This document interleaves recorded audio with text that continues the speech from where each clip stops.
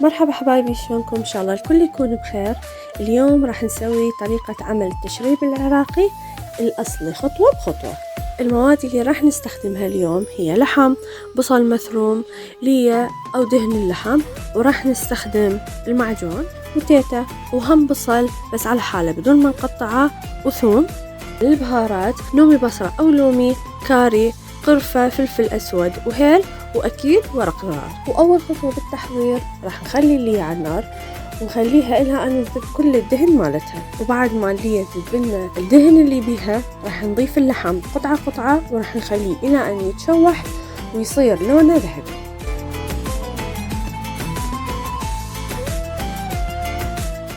وبهاي الأثناء لازم نبقى إحنا ويا اللحم ونبقى نتابعه، لأن اللون اللي نريده هو اللون الذهبي بس، ما نريد لونه يصير غامق.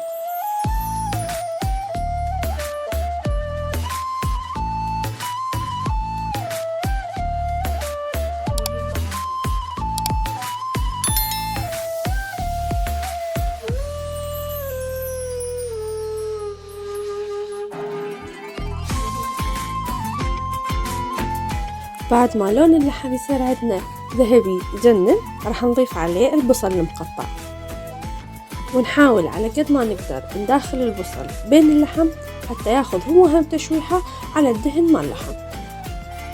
ونضيف عليه الحمص والخضار اللي هي البكيتة والبصل.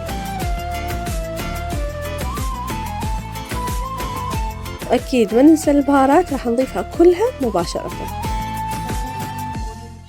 خلي عليه مي، ومثل كل فيديو نأكد إن المي لازم يكون حار وفاير حتى اللحم ما يجلد عندنا ويصير قاسي. واللي راح نسويه هسه إن احنا راح نغمر اللحم والمكونات كلها بالمي.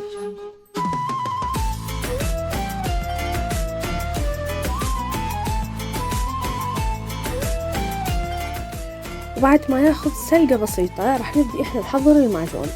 اللي راح نسويه انه احنا راح ننطي المعجون تشويحة حتى الزنخة اللي بيه تروح.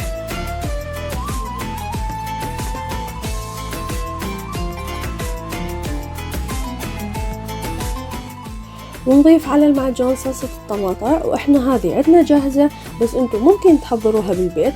كل اللي راح تحتاجوا طماطة بدون جلدها وتسووها بالخلاط او محضرة الطعام.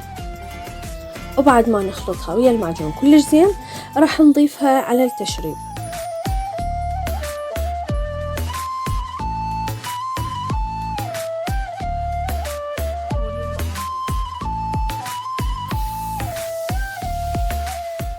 وبعد ما نتأكد ان اللحم استوى عندنا 100% راح نضيف عليه الملح والمقدار حسب الرغبة.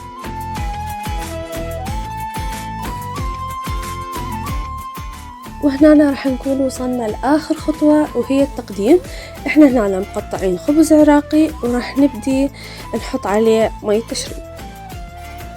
وهاي الخطوة تتكون من 3 مراحل، بكل مرحلة منهم راح أضيف مي تشريب على الخبز أو أساقيه مثل ما احنا نقول بالعراقي، نخليه فترة بسيطة حدود دقيقة أو أقل. بعدين أقلب الخبز وأرجع أكرر المرحلة، والمرحلة الأخيرة راح أسوي نفس الشيء.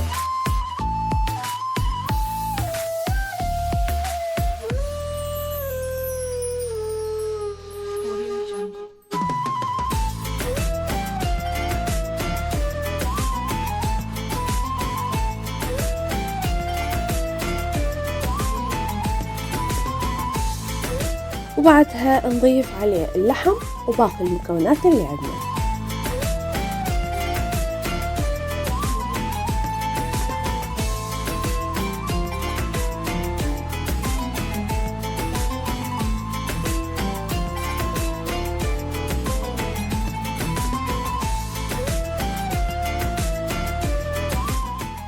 وألف عافية.